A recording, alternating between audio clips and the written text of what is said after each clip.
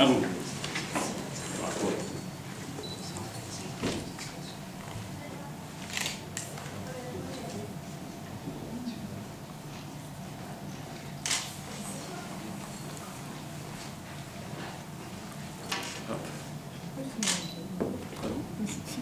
Là, continue plus.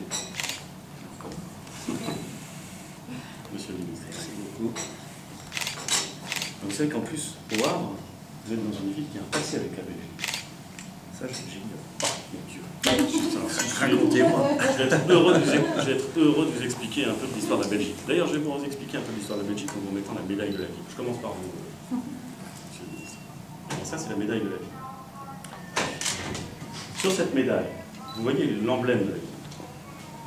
La salamandre, l'emblème de la famille de Valois, et l'emblème de la famille du Havre. Les deux lys, puisque nous sommes une ville royale, ainsi que la couronne. Et puis ici, vous voyez quelque chose qui n'est pas du tout le léopard normand, mais qui est le lion flamand. Pourquoi le lion flamand au Havre? Je vous le pose en mille. Parce que entre 1914 et 1918, le siège du gouvernement belge était à Saint-Adresse. Ils étaient partis de Belgique et ils ont installé le siège, la capitale administrative de la Belgique était à Saint-Adresse, qui est la ville qui est immédiatement à côté de celle du Havre. Vous voyez sur ce plan, au bout de la pointe maritime, il y a une petite ville encerclée par le Havre, ça c'est Saint-Adresse. Et le gouvernement belge en exil était là. Et la famille royale, pour remercier la ville du Havre et la ville de Saint-Adresse, nous a autorisé à porter le lion flamand. Voilà. Donc nous sommes une ville où nous aimons la Belgique. Nous aimons la Belgique. Je ne sais pas si la Belgique nous aime, mais nous aimons la Belgique. Et bien sûr, la Belgique nous aime. Alors Marianne, tous les Belges en vacances. et puis je vous remets, comme vous êtes belge, vous aimez forcément les grands ports, même parfois vous avez des ports qui fonctionnent bien, c'est un peu fini.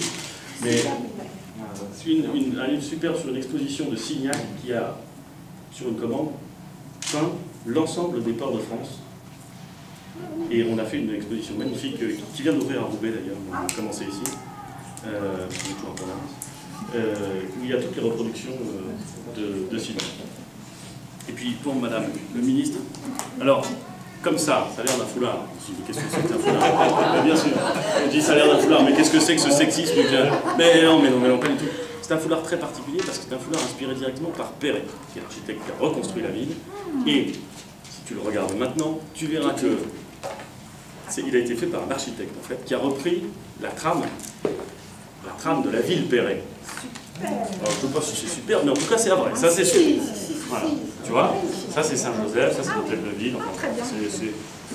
Merci beaucoup. Merci.